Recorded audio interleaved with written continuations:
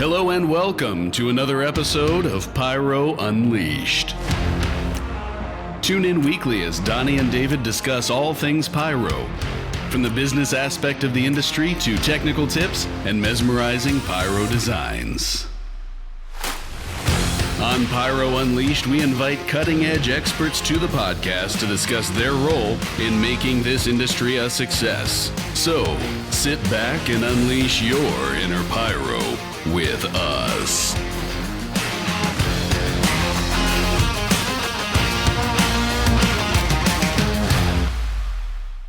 Alrighty, episode 14 we are. Episode 14 we are. Yes, absolutely. How's things been going over in your part of the world? Absolutely bonkers busy. Yeah. Yeah. I mean, sounds like you guys are getting a lot of product in, it looks like. Yeah, we just got another container. Well, by the time you guys hear it, it'd been almost a week and a half ago, but yeah, we just got in Bro Do You Even Pyro, and like I was just telling you off the air, we got in 300 cases, and as of like 3 p.m. there was less than 120 cases left. So yeah, they're flying off the shelf, which is good. Yeah. And we are less than 2 months to the 4th of July, so Yeah. time is ticking to get your orders in. Yeah, better get them in. Yeah, I mean, it's at this point, yeah, I mean, and this is a pretty crucial week for us too. If container hasn't left by this Friday, it's not getting to us before. I mean, it probably will get to us before, but we won't be using it for the 4th of July or selling it for this season. So yeah, that's this pretty crucial week for getting product out of China. So Mad rush over there to get things on ships. yeah, I'm sure it is. Yeah. And I'm sure in some of that product you guys got is probably some Dominator. Yeah. And again, they got Dominator Fireworks. This is a China-based supplier of all things pyrotechnics, from sparklers to 8-inch display shells and everything in between. Dominator has almost double the SKUs of other suppliers. Dominator Fireworks has established almost 2 decades ago, has been a reliable, trusted supplier in the industry since 2005. Dominator has been a lifelong supporters of the PGI, NFA, APA, countless regional clubs and organizations, and now the Pyro Unleashed podcast. That it is. So go out there and stock up on some of your Dominator product this season, and give them your all support. Speaking of Dominator product, got Marcus with Fireworks Forever, and he was on last week. Really do appreciate him coming on.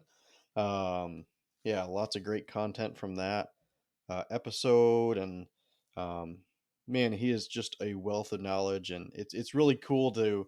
I know you were kind of just sitting back, kind of listening quite a bit, but when two people heading in the industry get a talk, I'm sure you were probably like almost more dumbfounded, like, wow, this is like a lot of information coming at you at once. So I mean the crazy thing was we recorded about an hour-long episode, and then we continued to talk about stuff for an hour and a half. It was like off the record, hour and a half for almost 2 hours. Yeah, it was just constant. Yeah.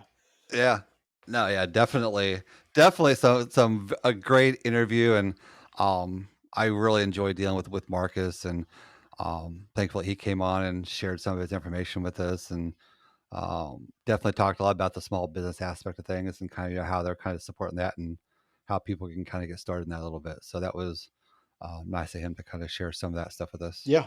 Hopefully we can get him.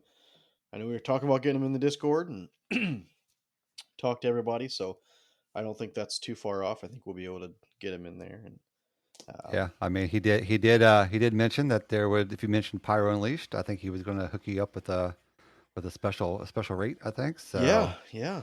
We'll link all that in the Discord as well, and we'll most definitely link Fireworks Forever's new website to that episode. And if you haven't seen it, feel free to check that episode out and check out their new website. Yeah, absolutely. Yeah. And obviously, again, we'll have a link to the Pyro Unleashed Discord and our Facebook post for this episode and all our episodes. So again, hop over, join us. Once a week or so, or at least, or maybe sometimes more. We hop in there. We just kind of chat, hang out, and kind of keep the conversation going. So it's a fun time over there. So I noticed been having a lot of interesting weather this week Yeah, all over the country. a lot. I Yeah, know. you guys have had tornadoes. I just heard we've had tornadoes. So yeah. Yeah, so here we were last week at the markets episode. I was hot spotting because the internet was out, and Yeah. then um, last night we're in a tornado warning last night, and tornado touched down not too far from where we were at. So we were in the basement last night, and power was out for a couple hours, and Man. just been a crazy springtime. Yeah, the weather. Hopefully the rain hits now, maybe a little bit before the 4th, and then we get a peaceful week for the 4th of July and every shoot we go to, because it seems like if you're doing pyro for man, really even the last like 2 years, it's just if you're doing fireworks, there's gonna be rain. Yeah, absolutely. So I mean that kind of plays into I think another topic here is how does weather play a role in your show prep? Are you the type of person who's watching a weather forecast 2 3 weeks out, or are you just like, yeah, whatever happens, I'll check it the day before and then we'll go from there. Like how do you kind of prepare for the weather? Yeah, I'll watch it 2 weeks out. Um, for me, normally if it says no rain 2 weeks out, I won't watch it as much. But if it starts to show, if it shows signs of rain, I'll watch it like a hawk, man. I'll be on there 2 or 3 times a day for 14 days, just watching that weather system, praying that that splits. But yeah, I mean that's really how I prepare for it, and then obviously, we'll get a little bit more in depth in it on the field for weather prep. But how about you? How do you prep for weather like that? Yeah, no, absolutely. Yeah, I'm on the weather app. It's not, if we have a club shoot coming up, I'm looking at the extended, way too early forecast. Like 30 days out. I'm like, yeah, looks like maybe some rain, but knowing that we're sort of so far out, and we always have this kind of in K cap kind of running joke thing about we got a bunch of amateur meteorologists in KCAL. We even have our own Oh weather yeah, thread now. We have our yeah. own weather thread over now, where all we do is talk about weather. It's uh, crazy, but yeah, we'll be on there like, yeah, weather looks like a little bit rainy or weather looks good, and so I mean, yeah, I think obviously you get closer, you're paying more and more attention. I mean, if it looks like the weather is going to be great, I mean, obviously, I think I spend a lot less time looking at like if it's a pretty wide open 4 or 5 days where it's like going to be dry, then I'm probably not going to pay attention to it, but um, right. yeah. If there's rain in the forecast anywhere within a few days, I'm probably paying attention to that kind of stuff. Yeah, I mean, even if it's showing that it's not going to rain, most of the time I'll watch it the day of to kind of, or even the day before, right? I want to prepare Yeah. for how I'm going to dress because, man, if it's going to dip down in the 50s, I want to make sure I have a hoodie with me that day, because Yeah, I mean, yeah. Think about like Sky Wars. I mean, in the mornings you're in a jacket. In the mornings, the afternoon you're in t-shirts and shorts, and then yeah, by evening time you're putting on a coat and a blanket, sitting out there watching fireworks. Sometimes because the exactly, yeah, temperature because fluctuates that yeah, I much. mean, it's not even that maybe the evening is colder than the morning. It's you've been out in that sun, so you're cooked, and now Yeah, any drop in temperature is just going to absolutely freeze you. So exactly. yeah, yeah. And so then, obviously, when we're prepping for shows, and like I said, we talked about all the severe weather that's been happening. Is how do you kind of prepare for that? At your shoot site for a possibility of severe storms, tornadoes, stuff like that. Do you have a plan if um something like that would happen? Yeah, for shells, usually we'll roll plastic over it. Um and something I've been doing the last couple years, we used to use wooden like furring strips and then roll it up and then screw that to the rack, or like the plastic. But lately I just been laying the plastic over it, and then right below that first board I'll run duct tape around it 2 or 3 times. Um, and personally, I feel like it actually helps better because wind can't get under it in any area. I mean, it's a perfect tension all the way around it. And then obviously cakes, we're bagging them. Sometimes if we have a big set of cakes, instead of bagging them individually, we'll actually just lift all the cakes up, lay a sheet of plastic down, and then fold over top. So then you're covered underneath, you're covered under and over it as well. And then as a secondary measure, um, we'll leave the tops of cakes on until right before shoot time, and then we'll cut them off. Okay. Yeah. A, that's going to help with cleanup. B, it's going to help rain not get in. And then something else we do right before shoot time. It doesn't even matter if it's raining or not. We'll actually pull the bag off, um, or we'll lift up the bag and shake it. And I do have a reason behind it. I don't know if you're familiar with the reasoning behind that at all. Um, Prime example was PGI 2016 in LaPorte, Indiana. We had several cakes. It had just rained. Um, Actually, it rained a day before, and we didn't think much of it, right? So we just left the bags on, and we actually noticed that there were cakes. They would start, and then by the time they finished with that, either that first shot or the first row, it actually would kill the cake. And we're like, Yeah. what in the world's going on? Well, come to find out, it would shoot through it, and then the rain would just pour right back into there, and it would just kill it. It would kill the cake. So All that water would be puddled on top of the bag, exactly. and it would punch a hole in the water from the bag would drain into the cake. Yep, exactly. So making sure that you're um, yeah, I mean, getting that water off of there, because it's gonna damage a cake. And then you have to figure out what you're gonna do with wet product. That's a pain. Yeah, I know. For us, yeah, we always when it's going to rain, we put all the cakes in bags, put as many cakes as you can fit inside of a trash bag a lot of times, and then just kind of stake them or rebar them, it's the best you can to keep the bags mostly intact, and then like for like 1-3 shells, even cancer shells, we use that carpet mask. Okay. That's really sticky. Yeah. So you can stick it on it'll stick to the wood, and then you roll it over the tubes. The other side, you cut it, stick it on the other side, and you just kind of push it down a little bit so it sticks to the top of the tubes. And have never had a problem with those leaking. We use that at Sky Wars. So how do you And feel that do you feel like that's cost effective compared to plastic? I don't know. I mean, it's easy. I mean, the plastic you have to worry about this stuff blowing away, blowing off. Right. It's super sturdy. It doesn't leak, stuff like that. I think it might hold up. I don't know if it holds up any better or not to fall out or ash from other stuff. I mean, Yeah. And I know at Sky Wars, ours had some holes burned into it from like other Oh, shells, for sure. into some of it. So I know we had to go through after that Saturday night, after all the shows before this shot, we had to go through and actually patch some holes to protect the 1-3 shells that we had in Yeah. there for the Sunday show. So other than that, though, I mean, it kept everything dry. Yeah. So people may be wondering, do you just shoot you through your plastic? Because I'll tell you, I do. Right. I mean, one of the biggest things um, that I think about when I'm shooting through them, because again, like, you do the PGI class, and they're shooting a 3-inch shell through Mercy 3/8, 3/4 inch sheet of plywood. So that plastic isn't doing anything. It's No, not going to slow it absolutely. down at all. Yeah, I know. I know when I first started seeing I first started getting the fireworks in a club and seeing them bag cakes. That was my first question was, is this stuff going to shoot through that, and is it going to affect it? And come to find out, it has absolutely no effect at all whatsoever. Not at I mean, all.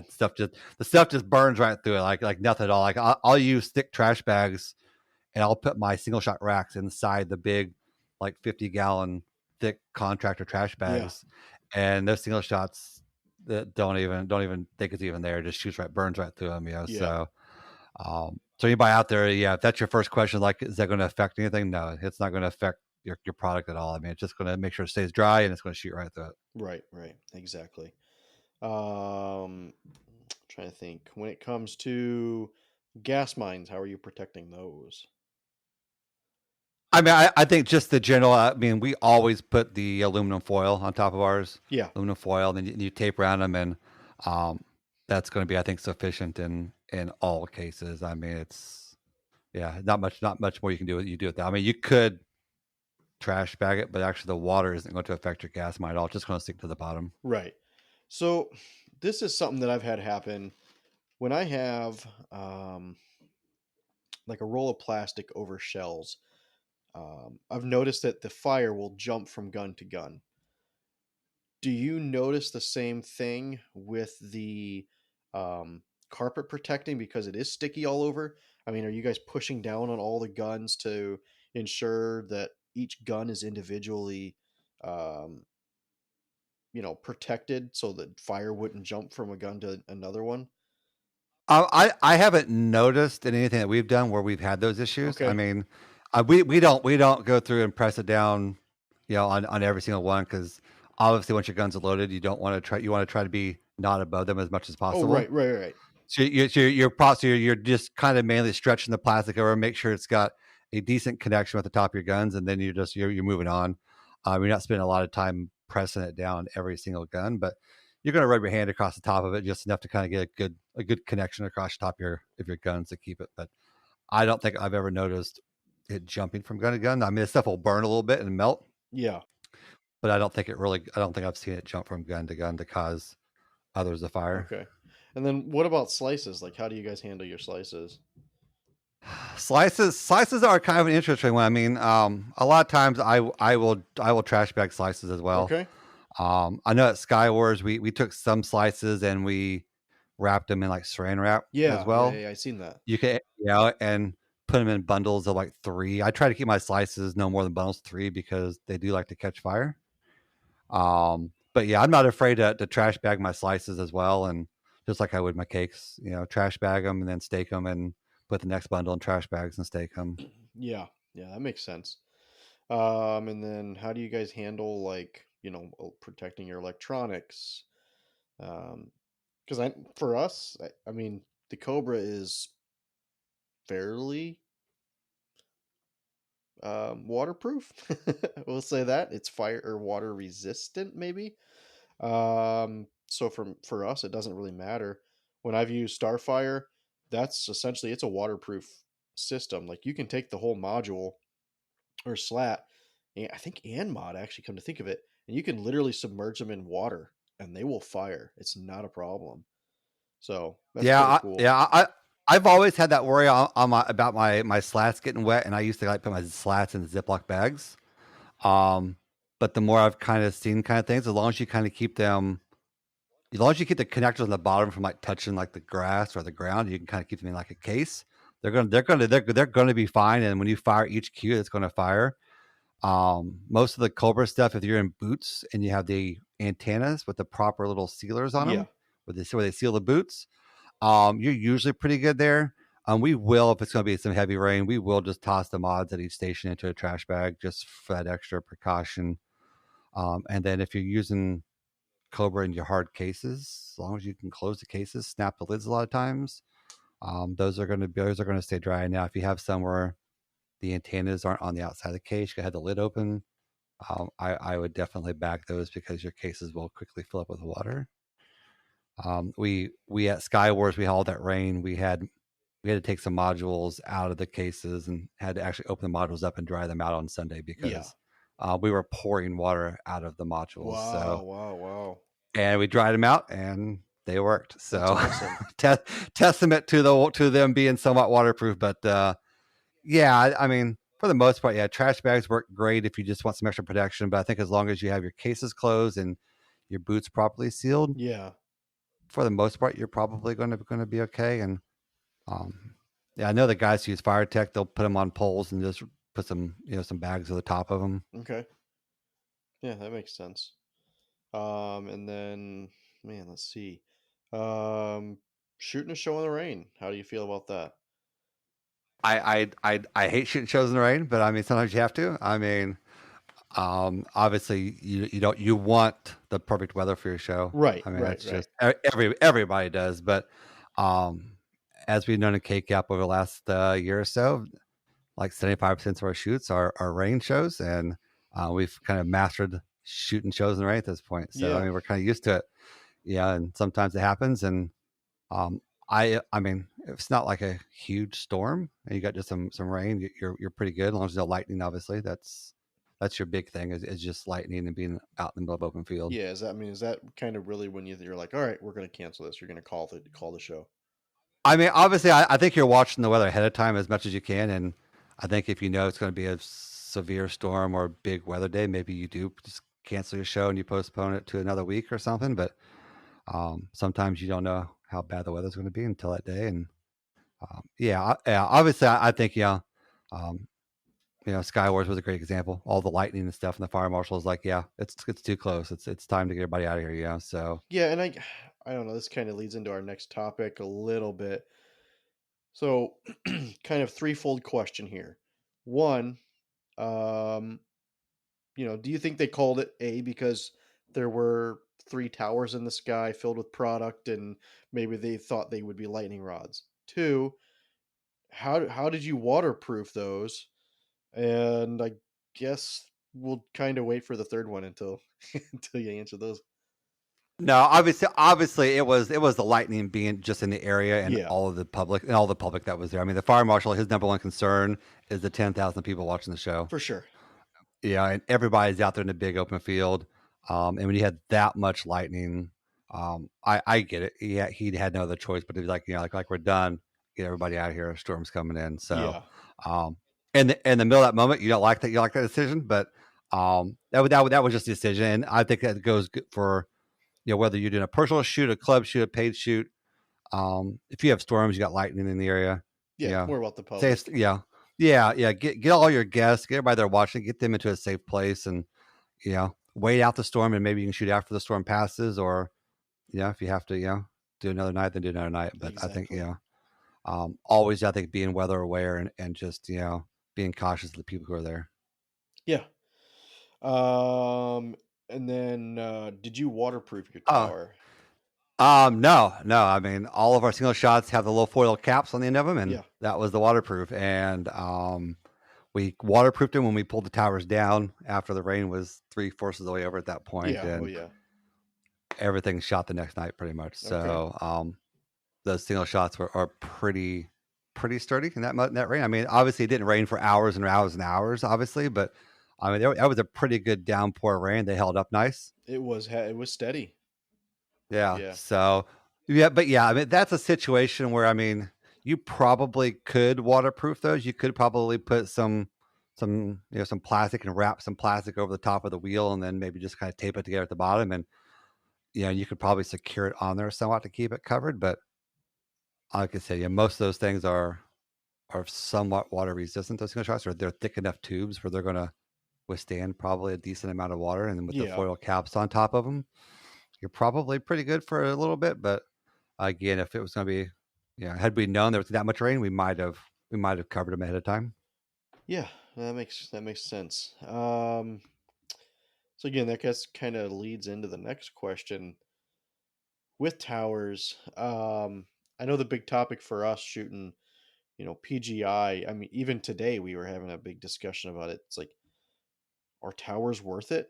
There's the money involved with setting it up. There's the money involved in um, in the rental. If you don't have a rack design for those single shots, you have to design and come up with the money for that. So where where do you draw the line in cost effectiveness in a tower? I think you have to look at your overall budget, I think, maybe, and kind of see, what percentage of your budget you're spending on something like that. Or obviously time is a huge factor into it. So the K cap shoot we did about a month ago, I was contemplating a tower going into that show, and um, ultimately just decided it wasn't worth it for me for the time or the effort for 10 seconds worth of single shots I was going to Right. burn off of it. Yeah. That wasn't worth the time of multiple hours of the additional scripting, getting the tower on site, putting it together, getting in the air, cleaning up afterwards. I mean, there's a lot involved than just say, here's a tower, put my product on it, and get up in the air. Like you've got hours of work just to get ready to get on site, and then you get it up and in the air, and then when you get done, you got to bring it down, take it all apart. I mean, Yeah. it's just as much work. So I mean, it really depends, I think, on your budget. Do you have the manpower to do it, to help you with getting it up there? And um, ultimately, I think just a matter of how much value is it going to add to your show? Yeah. Like I mean for you, like you're talking about like the PGI kind of thing. Like what is going to sway you one way or the other on is the tower worth it for PGI? Um, Music selection, I think, is probably one of the most important for me. Um, product selection, I guess, would be in there. How we're going to mount it. Are we going to have things? Are we? How do I say this? Are we going to have positions mounted dropping down from the tower's position? Um, a lot of that factors into the cost effectiveness of it. Yeah, do you have the manpower? Um, and right now, the cost isn't as big of a deal for PGI. Um, I think for us right now, we were trying to see if um, the other show was going to have product for a tower or not. Um, and I think where we decided no at this point, due to the fact that he's going to have, sorry, have like acid reflux going on tonight, where we decided to kind of call it for not doing it, essentially is he has 5 towers that are 30 foot. Um, and I have 7 that are like 18 or 20 feet. I think after this year, they're probably going to be pushing 24 or 26 foot tall, with some additions on them. So I think that's kind of where we're at with it. Again, cost does not really play a factor um, in this decision. I really think it has to do more with time management. There's less time for setup. I'm going to have more cues than I've ever had for this show. Um, and if you're putting a tower up there, how many cues are you willing to put up there? Because you're going to want to maximize your cue count up there, to justify, you know, cost per shot extra that your boom or your tower or your lift or the extra material is going to cost. So that's, I think, kind of where we were at with it. Yeah. Now, you're talking about like, 20, 30-foot towers, and we're talking about, like, at Skywars, we have lifts that are 80, 90, 100 feet tall. Right. Um, so does the height play any type of role into your decision on, is it worth it? Like, is it easier to deal with, 7 short towers, or is it easier to deal with one tall tower? Yeah. That I would say maybe that had a role in it too, right? So the tower that we were offered, I guess it was more of a lift, would have been 50, 55 or 56 feet. I guess that's kind of nothing, but 55 feet, right? So is it worth it? My answer probably would be no. The reason I say no is even putting a 22 millimeter single shot on there, if I'm shooting that straight to the ground, worst case scenario, that has 100 foot that it goes up. So you have gravity pushing down on it.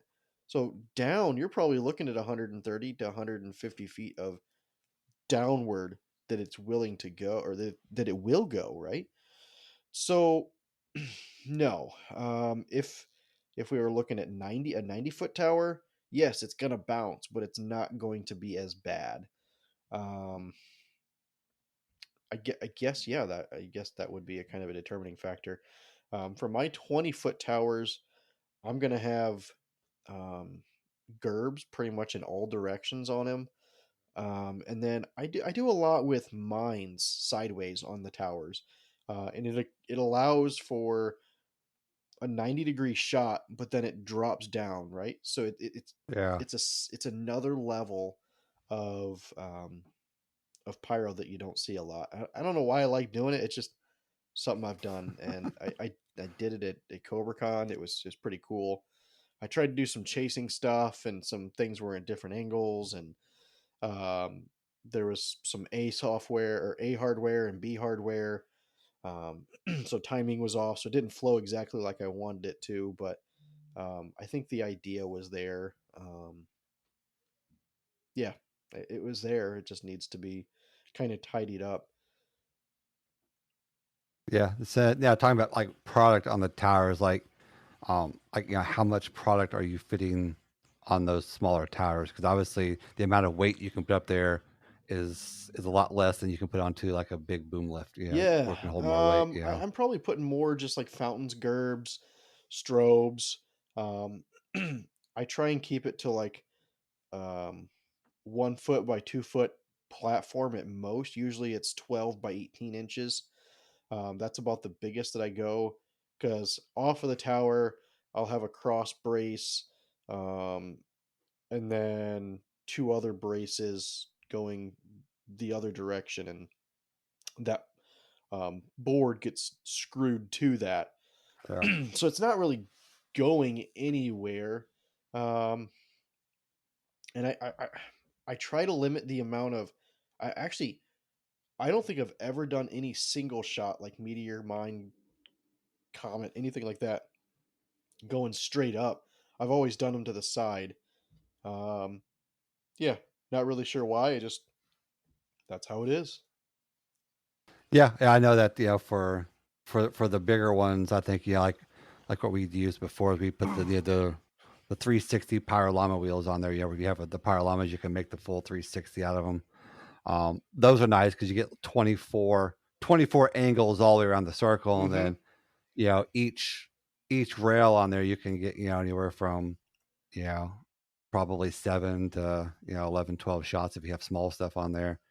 And then on the bigger lift, you can obviously fit more wheels. At Skywars, we had 2 wheels in the center, so we had 2 of the Parallel 360s in the middle. Wow, yeah. And then had a 4x4 post running through the middle of them, and then secured that to the bucket on the tower. So that's what made kind of how we can sit there. But I've also seen other designs as well for towers out there.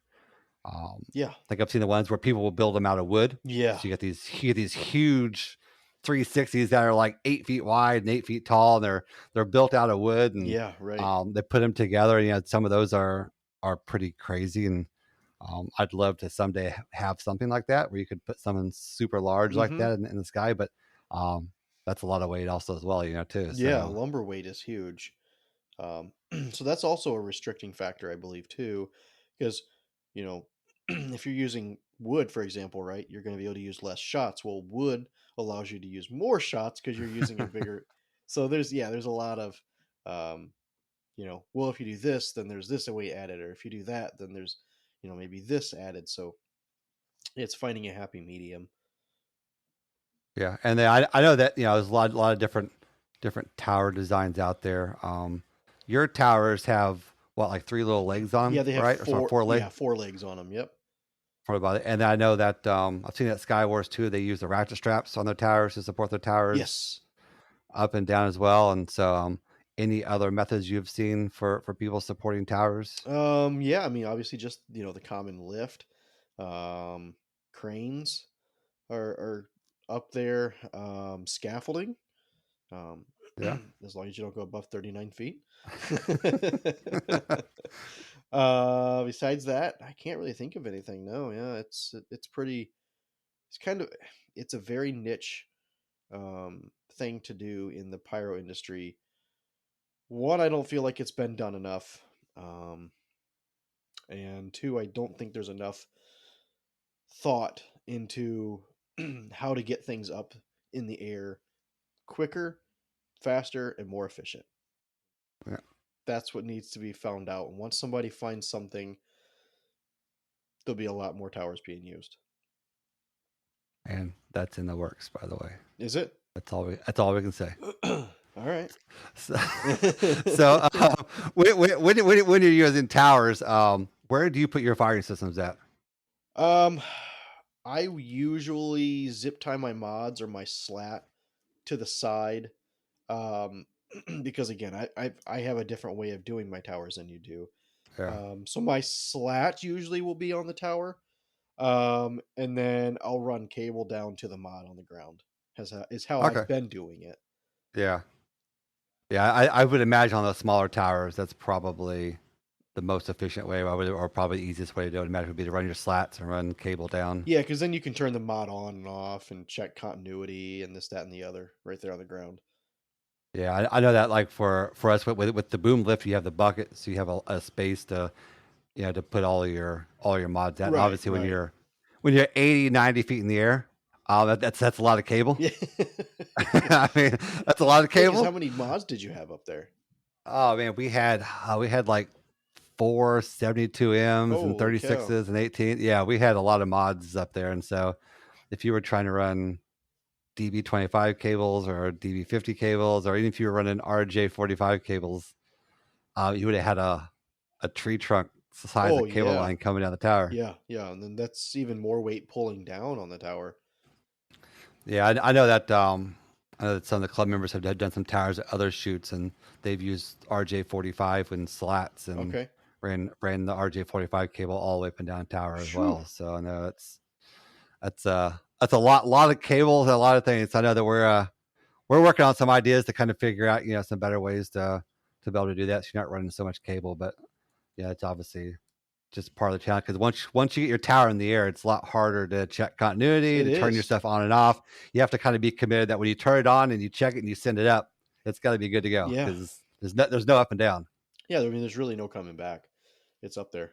So Yeah, absolutely, yeah. So number of towers in the show. So you said you use like 7 of the smaller yeah, ones. I typically do We've 7, seen yeah. yeah, we've seen some other shows where there's like you said, like 5 out there, Yeah. and Skywars, we had 3 tall ones out Yeah. there. And I don't know. Yeah, what is that sweet spot, you think? I don't know, and I think a lot of it has to do with your playing field too, right? So something I've been wanting to mess around with, and again, time and money, right? If money was an objective, then this wouldn't be an issue. But Right? what I think would be cool is to do, maybe my 7 shorter towers, right? And then 5 towers a little higher, and then, 3 bigger towers, and then 1 massive tower, and let the towers play multiple playing fields in the field. I think it'd be interesting to see.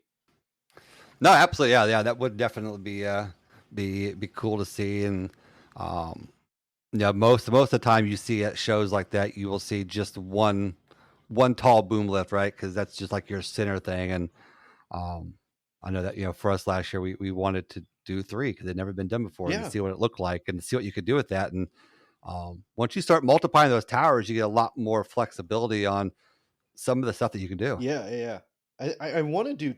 I want to see a show with 2 of them. Um, I know things look better in odd numbers, um, and if you ever watch any of my shows, you'll notice I always do everything in odd numbers, just so Yeah. that way you can have that center position. Yep. Um, but yeah, I think 2 towers would be intriguing, because I know we were talking about it on Discord a couple weeks ago. It's um, somebody had mentioned doing like going back and forth in some form or fashion of a musical, Yeah, yeah, like yeah. dueling. Like dueling Yeah, towers. dueling Yeah, towers. yeah, Yeah, yeah. exactly. They're battling each other. So I Yeah, don't know. I Not that it couldn't be done with 3.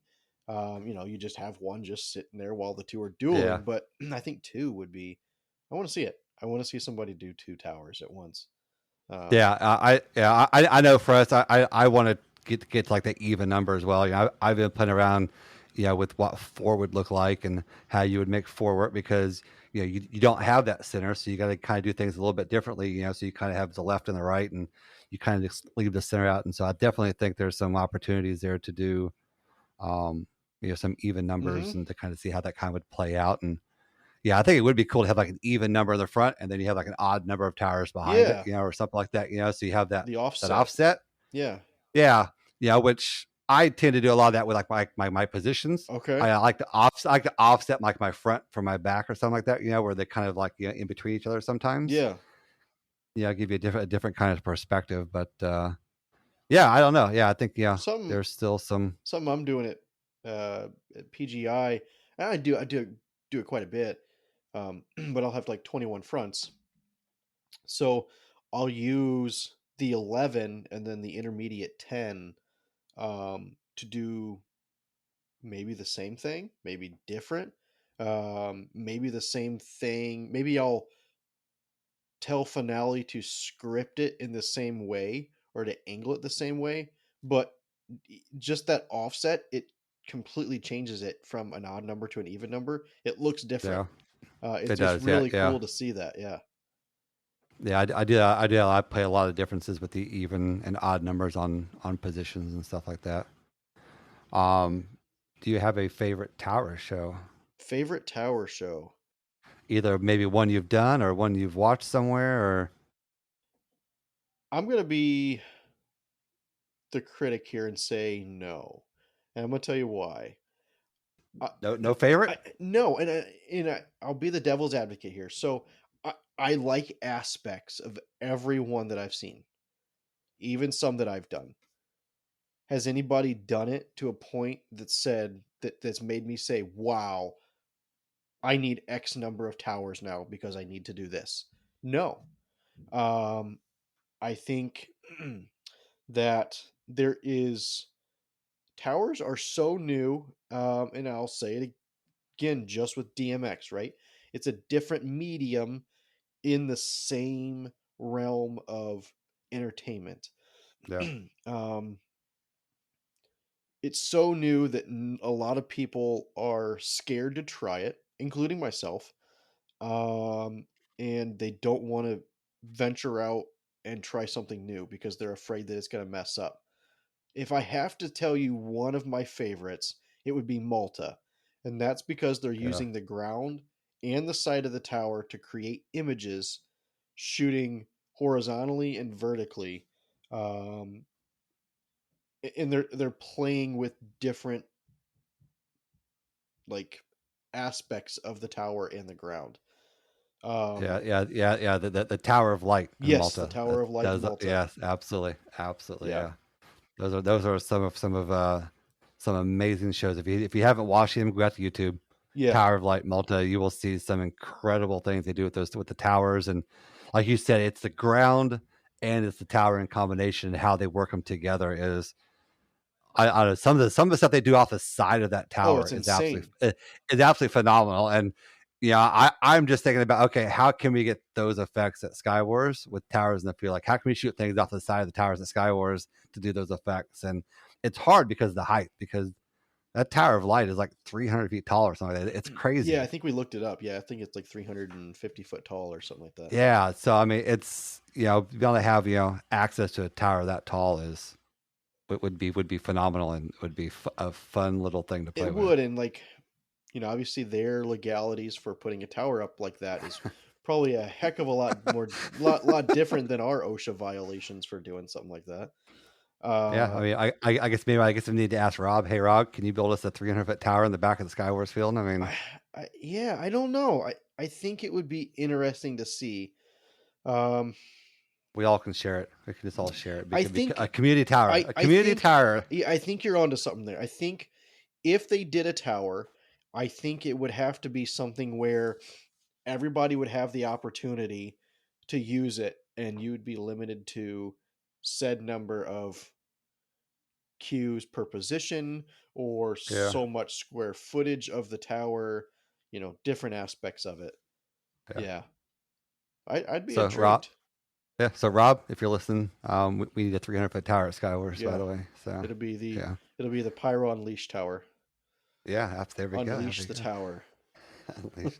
So, in your use of towers, any lessons learned? Anything that you would like to go back and maybe change, or you've learned from using towers? Test, test, test, test, test. Um, it's expensive, but test. Just test. Making sure that you test. I that's the only thing I got, man. It's yeah. Um, So you've had some mishaps from not testing, um, or, or just things not looking the way you yeah, expected. not looking the way I want it to. Yeah, I think that's more than anything. Um, I know right before CobraCon we did a miniature club meet thing, and we did some testing, and yeah, I had to pull things from the show. I had to revamp it because it didn't look right. So yeah, testing your product um, in the same fashion that you would use it in the display.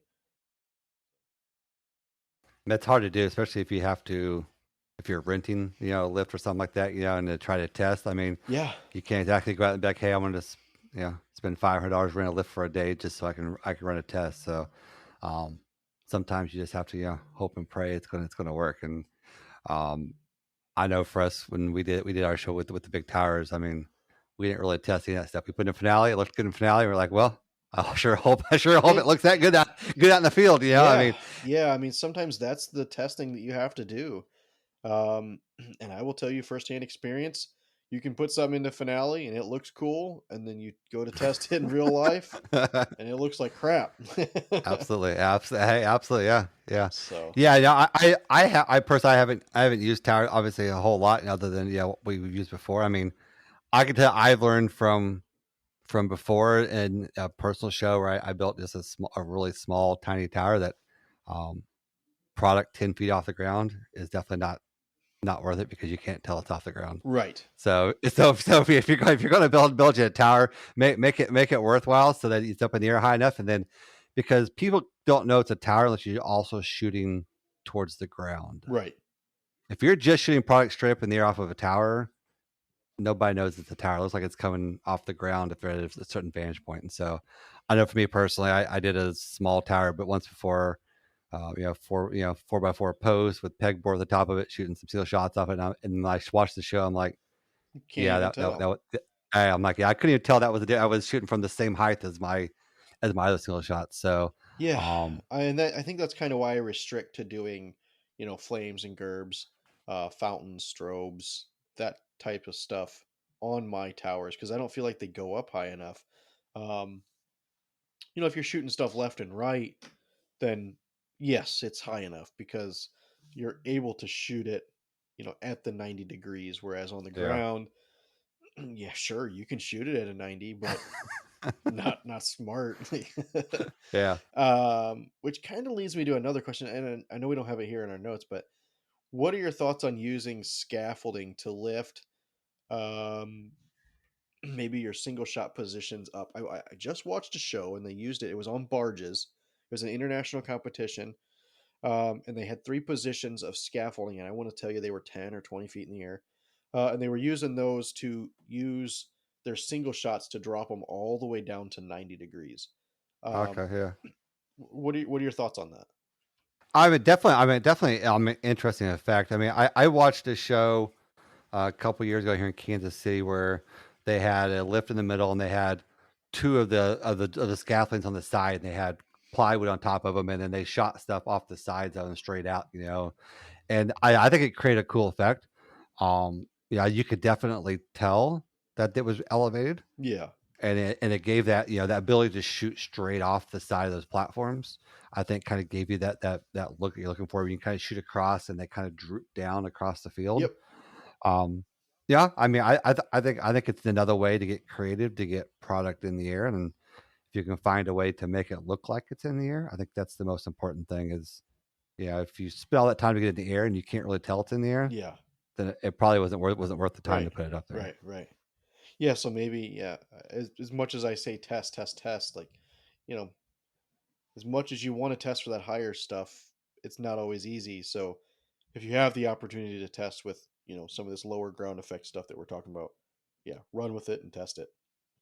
Yeah, absolutely, absolutely. So it's like go here to our it's like we have our Pyro news Pyro section this week. news. Pyro news, yeah, absolutely. I need I don't know if you, audio for that, yeah, huh? yeah. So I don't know if you've seen this here. It looked like on Yeah, I told you. I hadn't seen this one. This is yeah, this is new to me. yeah, fireworks believed to cause thunderous blast that killed a southern Kentucky man. That's crazy. Looks looks like the dude in his subdivision in Kentucky playing with some explosives and blew his house up. Like, it's crazy. Wow, gosh. They say what all was entailed in that? Like what was he using? Was it consumer? Was it? I mean, I don't know. At this point, I don't really know. I know that the it says that the ATF and obviously Kentucky State Police are investigating. To identify, yeah. So we discovered a garage had been destroyed by the explosion. Watson was outside her house at the time and was hit by debris. So there was a neighbor that got hit by debris. Wow. Said she heard 9 or 10 more big blasts after the initial detonation, and fireworks continued to go off for 30 minutes or more. Wow. So you obviously had some cakes and stuff burned in there. Yeah, I mean, I would say so. I would tell you, normally the ATF doesn't get involved in consumer mishaps. So I don't know.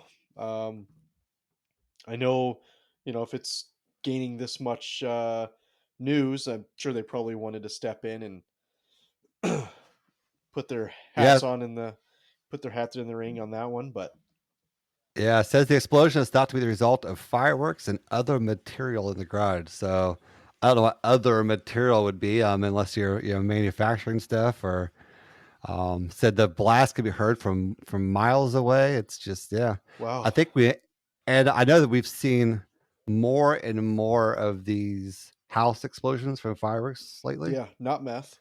Uh, no, not meth. No, I mean, there's still that. Oh yeah, It depends on what part of town you're in. yeah, But I know just a couple months ago, not too far from here where I live, somebody was doing something in their barn and they had fireworks in there and it exploded. I mean, it literally just exploded and fireworks are going off. So wow, um, it's seems to be becoming more and more common, whether it's because the internet, right? And you yeah. see about this stuff a lot more easier, a lot more quicker, or is there really an uptick of people doing stuff in their houses that they shouldn't be doing?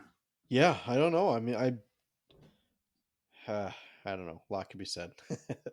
The internet, Right? I'm sure, has a lot to do with it, right? You're just hearing a Yeah. lot more about it.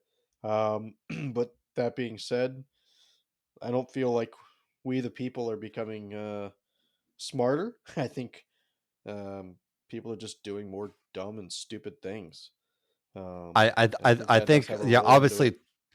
obviously too. I think manufacturing supplies are easy to get. I would Yeah, assume. I mean you can order a lot of your pyro manufacturing materials online and have it shipped to your house. yeah, and then again, not that that's bad. It just allows easy access for those that want to use it in a negative manner.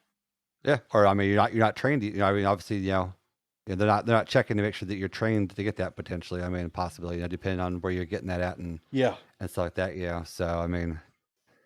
Yeah, and I mean, fireworks don't light themselves, so you got no, to be doing something. You got to be doing something to set them off. So, yeah, exactly. all right, Um, next on our news list here, the yeah, International Fireworks Festival is coming back to Traverse City. back to Traverse City. Yeah, that's. Yeah, I know I heard a couple things last year that they were maybe some potential distancing issues there. I don't. I'll tell you firsthand. I don't think that they would allow it to come back if there was distancing issues last year. Um, I mean the venue does look kind of small. It's like a little minor I league ballpark. agree. Most definitely, I will not disagree with you. It's a very small field. Um, from what I heard, people were complaining about the size of shells were too big, so maybe they're going to restrict those down a little bit. What was it? Pyro shows in is it Tennessee? I believe is going to be representing you at Team USA. So hopefully they represent us well and keep a keep a trophy here in the states. That'd be pretty cool. Can't remember Because exactly who else yeah, is going because to be there, but last year they had 3 competitors and they have 6 this year, so yeah, they doubled it this year. So they've got teams from Australia, United Kingdom, India, the Philippines, Finland, and and United United States. States. There it is. All right. So yeah, definitely excited now. I mean, obviously to see them be able to do it another year and what they can do with it, and Yeah, interesting to kind of see how they maybe continue to expand this, or if they look for some other sites, or even how they do the invitation to find out, if you can even get invited to this thing. That's what I'm kind of wondering about. Like, yeah, yeah. how how do we get invited to this? Like, I don't know. Do yeah, do bigger and better shows? I don't know. I don't know. I mean, I I mean, think it's an I don't invite know. only thing. Um, but I'm not Yeah, I sure. believe it is too. Yeah, I think I'd read somewhere. They do it off of if you've done global competitions or global shows, and you got to have that large presence. I think so. Yeah, yeah. And then some really big news. We got the PIPC. is coming back to the Philippines after taking a 4-year hiatus. Pretty excited about that. Looks like they're going to have the Netherlands, South Korea, Australia, Belgium, Germany, Portugal, China, and the UK. So each team has a 20 to 25 minute showcase. And those will be running um, Saturday nights from the 11th of May until the 8th of June. So looking at 5 evenings, 5 different Saturday nights. So So is that like the invite thing as well, or do you have to like apply for that, or how does that work? I think it's a if you know somebody, you can put your name in the hat scenario. So yeah, Interesting stuff there, huh? That's yeah. cool, I don't man. know. Yeah. I'm excited to see this year's shows, um, especially being you know gone for 4 years. It hopefully will be really really impressive. I know one of the companies producing some of the product, and the product in that show. I've actually seen one of the shows already, and it's impressive. It's really really going to be cool. So the other type of things, like obviously you're competing from like the United States. Like when you arrive there, like all your stuff is already there, probably, right? You can't bring your product with you. You got to have it probably all like just shipped directly there, I would imagine. Yeah, that's the case. Yeah, exactly. Yeah, so this particular team contacted said company in China. They started producing it. Um, they actually shut down any other production just to produce this high quality product. Quality Ah, control. And then they've been rushing to get it out. So yeah, it's um, cool. yeah, it's been really intriguing to watch or hear about that. So yeah, I'm really excited to see that show go off. And then last kind of our news of the week, it looks like PGI convention registration is Yeah, open it's been as of May open 1st. as of May 1st. Yeah, if you haven't been over to look at the prices, you might have a slight sticker shock, Slight maybe. sticker shock. Yeah, maybe went up a Maybe. little bit. So you still have your $100 yearly membership fee, and then your convention dues went from, I can't remember. I think they were $250 a It was piece. no, yeah, I don't know. I think I paid $293 last year, but I don't 293. know if that might have been late registration. It may have been Okay. cheaper before that Okay. even too. I don't remember. Yeah, I'm not really sure, but I believe it's 327 for early registration and 150 for a spouse. Yep. Um, as much as it is sticker shock, like let's put this into perspective, right? So you're there for a week. Yeah. You're taking how many people are there? Maybe 1,500, 1,800. I think this year they're expecting Yeah, I think quite a so. bit Yeah. more. Probably. Yeah. But you go to another competition, or not even a competition. I shouldn't say competition. I'm sorry. Another club event, or like maybe CobraCon, and you're paying $350 for that. So, and that's only what, 2 or 3 days. So Yeah. yeah, you're learning a lot in Cobra, and that's geared more towards obviously Cobra equipment or whatever. But there's so much other stuff happening at PGI. And yes, a lot of everything is volunteer. Um, Yeah. but there is still the site fee. There's still insurance for it. There's still Yeah. permitting and whatnot. So I mean, it's essentially roughly about $55 a day. yeah, Yeah, for ETI, and you get what, 12 hours of 12 plus hours of classes and shows and fun. I mean, it's literally you're spending $3-4 an hour to go out and be able to take classes and seminars and make stuff and shoot stuff and get discounted um product at that. I mean, oh yeah, absolutely. I mean, yeah, you will make your convention fees back if you go over and you purchase from the Class C vending. I mean, you're going to save enough money purchasing from Class C vending while you're there to probably make that up. Yeah, yeah, most definitely.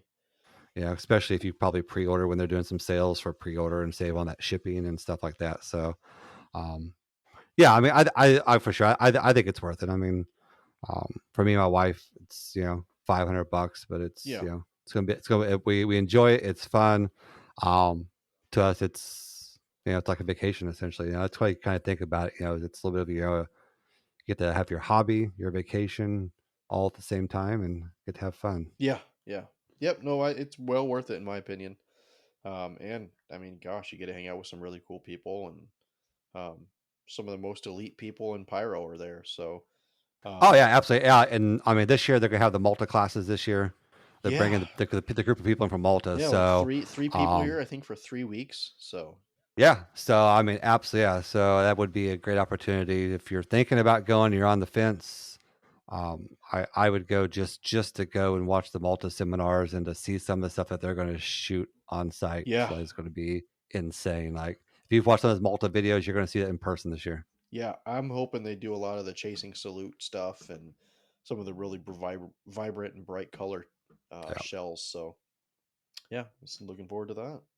Yeah, absolutely. So yeah, I mean, anything else you got on your mind coming up or in the news? No, not right now. I know we have a couple guests lined up. We got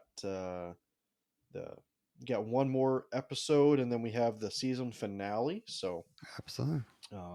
season finale is going to be with Brian with RKM. So, if you have any questions for him, feel free to start sending those to us in the email or in the Discord. Really would love to ask him any questions that you guys have. And then we are going to do another special episode with a guest. So be on the lookout for that news. And yeah, I think that's about it. Yep. So hey guys, so again, join us out there on Discord. As we wrap up tonight, we're going to hop over to Discord and chat with the people Of over there course. this evening. And we're there pretty much every Tuesday evening. So come over, join us, hang out, ask questions, or just talk. So until we see you guys next week, go out and unleash your inner pyro. This has been another episode of Pyro Unleashed. Come back each week for more industry insights, technical tips, and awesome pyro designs. Have fun out there, be safe, and as always, remember to unleash your inner pyro with us.